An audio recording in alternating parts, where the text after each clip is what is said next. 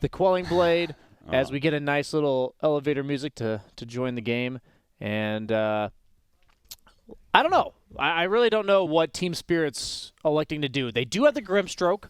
Yeah. So if Matama Man slips up and the Grimstroke Stroke of Fate catches like 20 of the spiders and then him, he could just die. Sure. I have seen that before, but something tells me he's not going to let that happen. But even players of this caliber do make mistakes, as we've seen so far this series, especially in Game 2. It feels to me like, going back to your description of Matama Man, it feels like these kind of heroes reward, even though they're toxic for sure, they definitely reward a certain level of intimacy and creativity with the hero. Absolutely. No, I have a lot of respect for Broodmother players. I don't think they get as much credit as they deserve. I think, like, when you're in pubs, you do kind of have to 10th pick this hero to practice it, because guess what? When you're in competitive, that's when you're going to see it. As we do have a rune engagement, and looks like both teams just going to do a little poking and prodding, but you can't just pick the perfect hero for the game. I've grown a lot more humble about this, where you're just like, God, these guys are cheesing us. How annoying. The person has to be able to play that hero to its optimal potential to make use of it. And Broodmother, she's so unique that if you haven't played probably at least 200 games of her, you're just not going to be able to do that. So I personally respect it a lot, and I think people kind of just get fed up with losing to it rather than focusing on how difficult it really is to pull off. Well, Ergon, we'll see how he's able to manage these murky waters of the mid lane up against a Broodmother. Initially, it'll be fine for him, but as you said, eventually this is going to turn pretty bad. Nice toss back from Yapsor on the Tiny, the support He's Tiny just that dead. we haven't seen in some time, and it is going to make a pretty effective move here. Killing Afterlife pretty easily as Nisha. Wait, what? Oh, no! He didn't They Quelling got Blade juked. he doesn't have a Quelling Blade? Oh, he doesn't have one. Is he going to be able to stop him? Not really, unless they can get another toss-up. Yapsor Oh is going to my go God. for it. So Nisha, annoying. he'll get a couple swings in, and Afterlife will indeed tie. Took him a little longer than expected, but I think Nisha could have tried to use a tango there. But that would be a very small thing to do. As Zai is forced to drag the creep wave top because of the fact that he is all alone here. And he does manage to get the range creep with it, though, which is really nice. Something you can do as an offlaner if you're planning to drag creeps. Look at this casual little wind laze Zai's got. Very effective because all creeps have 325 movement speed. So notice how, because he has that wind lace, he moves faster than creeps, which makes you take a lot less damage from them as they are chasing you around. Same goes with the opposing support, right? Absolutely. If you expect the guy to drag, you can just buy yourself some boots. And in this case, though, he has gone for the Basilius on the Grimstroke. I have honestly been skeptical of this whenever your carry cannot make use of the mana. In this specific case, it is the Slark. Because you can just buy a Sage's Mask for that 1 mana regen instead of going all in for that extra 150 gold for that 0.4 extra. If your carry's not making use of it, I personally...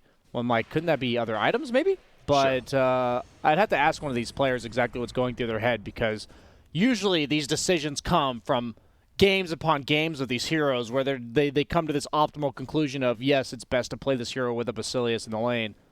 But he does get a windlace of his own on immersion, so he's going to try to be keeping up with Zai, just poking him down as much as he can. Free farm for Slark. Storm's getting off to a good start. And Slark is pretty good against Brood when his game's good. Not in lane, obviously, but the leash is a really nice way of bringing the Brood down. So definitely gonna be... This is so annoying for me. He's done it twice now. He keeps on tossing it into the Ancient Cap, so it he effectively takes a bunch adds more like damage. 75 damage to the toss, right? Yeah, for sure. Now Misha is going to have a long ensnare here, probably enough to get him killed. Could have given it to Matama Man if they were super good support players. His spiders were right there. Sadly, they're only just good support players. Or mediocre. That's fine. As Nisha also getting good farm for himself bottom, and the main victims this game are most certainly the offlaners, as we see Zai only 6 CS, and Beastmaster has 3. It's funny how we get that runaround.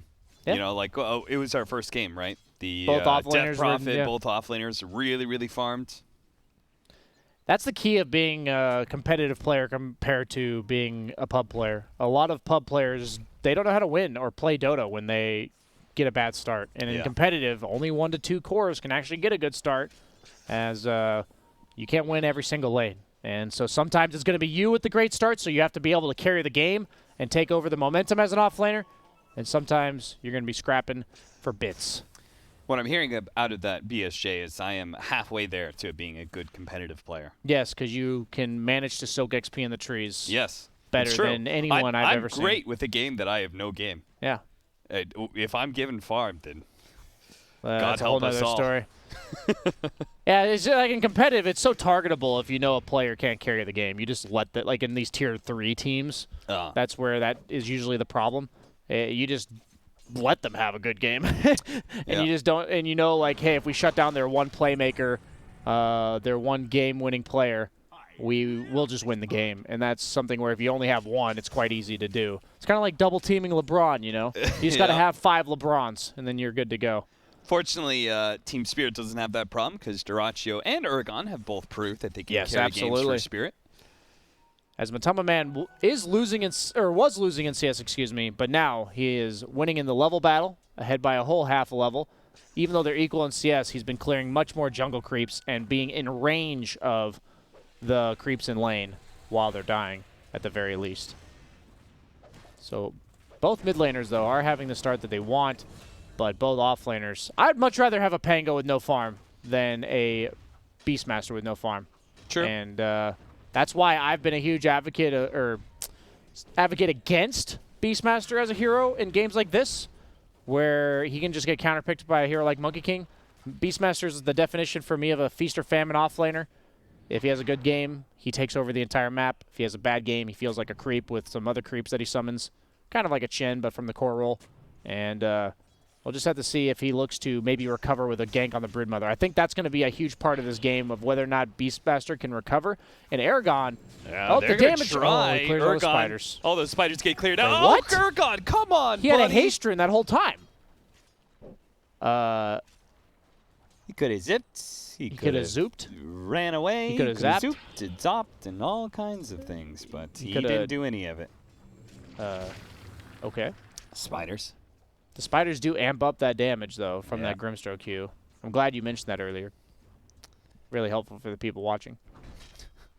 He's actually going a hood on Matuma Man. I love that, by the way. Yeah. They only have magical damage for him mid-game, and it's going to be magical damage that he can't dodge, as we see Zai attempt to dodge this kill from Dyrachyo. And Dyrachyo will make him go Caplaccio. You're not going to stop with that one, are you?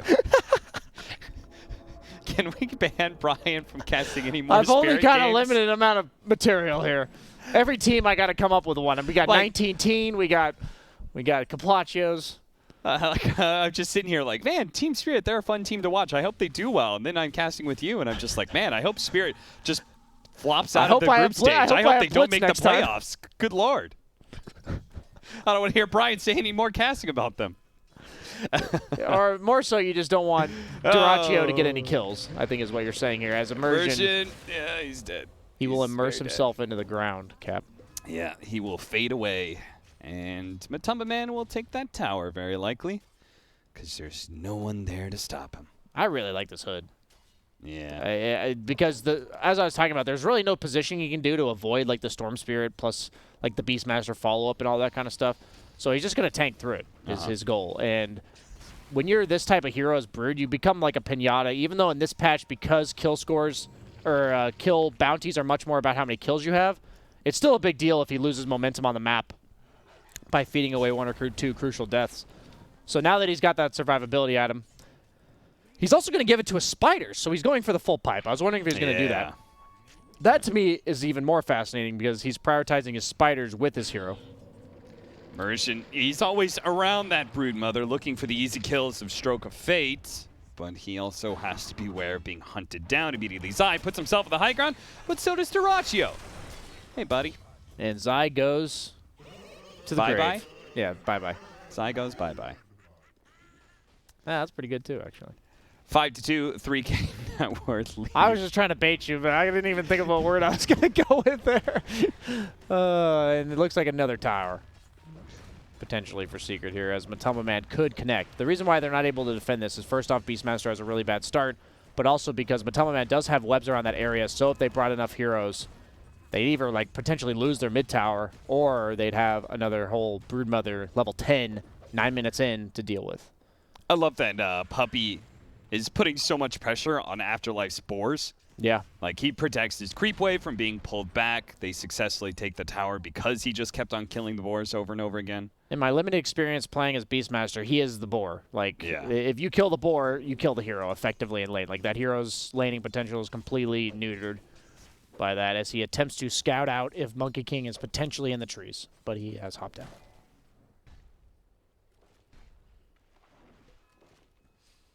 Can Dyrachyo carry this game solo?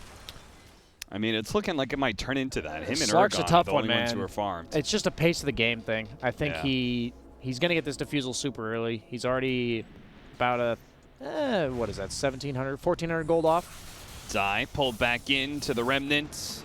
Just one swashbuckle. But even if Urgon didn't kill him, Dyrachyo would have. And it's going to be boundary runes on the left-hand side of the map, both taken by Team Spirit. And Zai. This is the life of an offlaner, Cap. That's very nice of them. They gave him the tone. I feel like you could play this game, Cap. I really could. Whenever I play with you in pubs, this is usually what your K2D looks like. Yeah, and then I tell my supports, I need tone.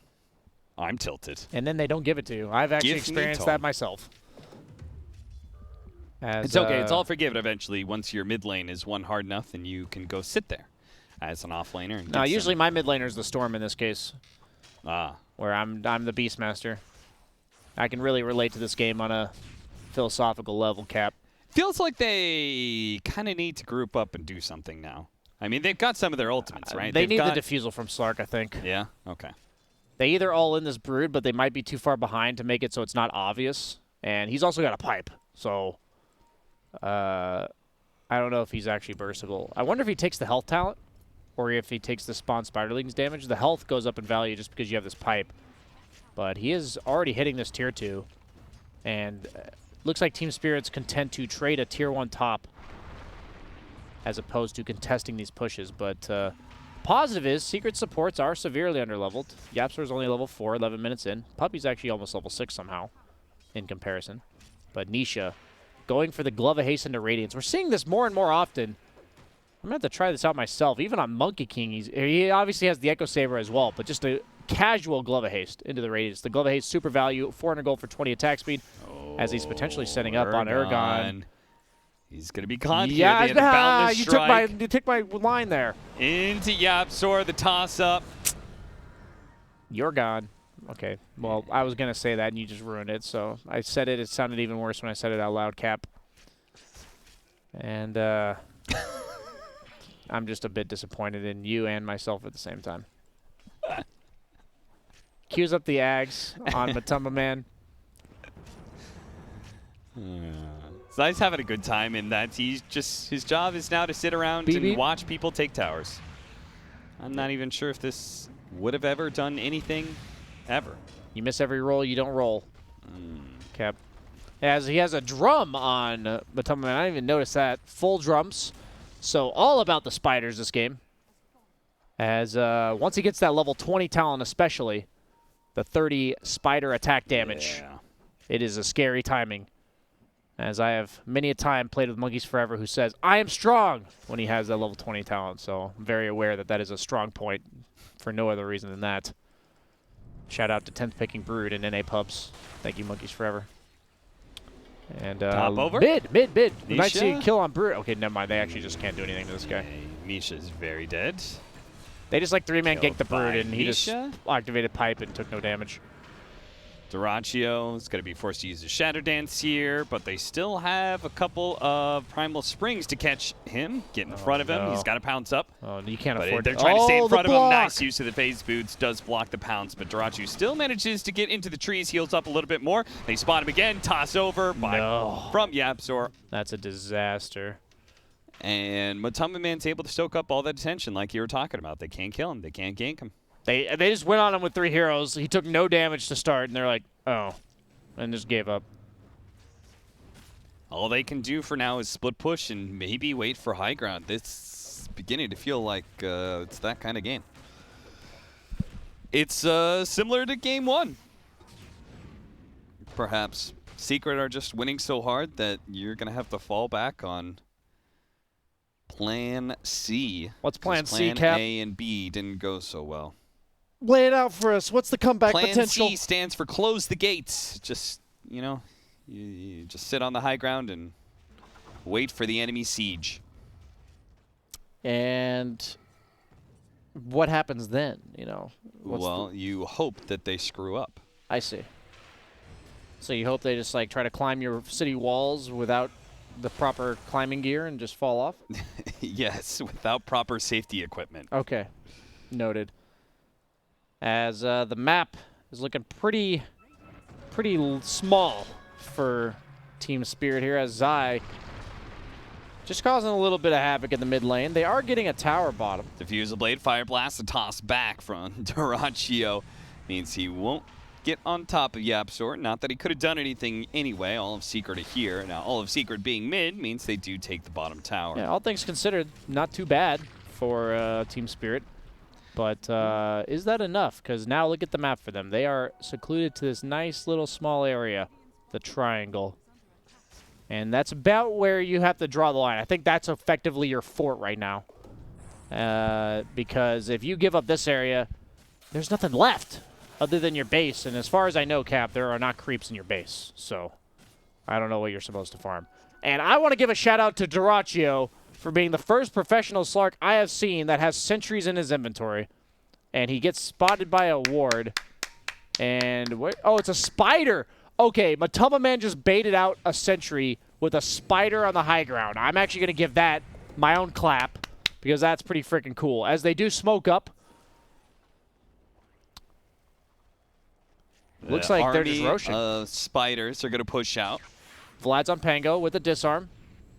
This could be a big clash. They have the Beastmaster Hawk. They're going to pop forward, but the Wukong's command is going to go out. He throws out his stun. And only going to land onto Afterlife. Afterlife does manage to throw out his own stun onto Matuma Man. They have the Ink Swell, but this Rolling Thunder is causing some havoc there to the back line. Meanwhile, the Slark just keeps on pushing forward with the help of Ergon. They should be able to bring down Puppey, but they're going to lose so many heroes for this, potentially, as Misha's going to be chased down. He is certainly dead. Okay, 5-position trade-off with Dyrachyo getting a bunch of stats. That sounds okay. In the meantime, though, Nisha, he's just going Radiance, so he's not exactly all-inning for this momentum in the mid-game. He realizes that Matuma Man is all about the auras, all about enabling his team and his own spiders, and he can just scale on this Monkey King. And Slark's pretty hard to fight in a Monkey King if they're balled up. Like, in pubs, it's really nice. Like, I've seen people talk about how they think Monkey King's annoying to play into Slark. But in competitive Dota, when you're inside of that Monkey King ring, you can't really hit anybody unless you're ulted, and it's really annoying. And you can also be stunned through your ult, so you can't, like, ult TP. It's not the funnest matchup, honestly. And once he gets that Radiance, that mischance, even more so. Doesn't have roll. Oh, he did have roll on Zai.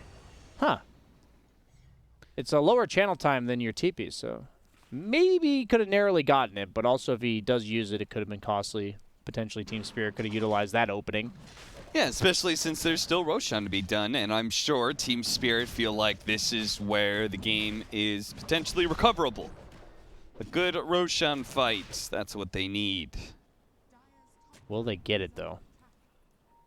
As last time we saw this, it was just a bunch of posturing from both sides.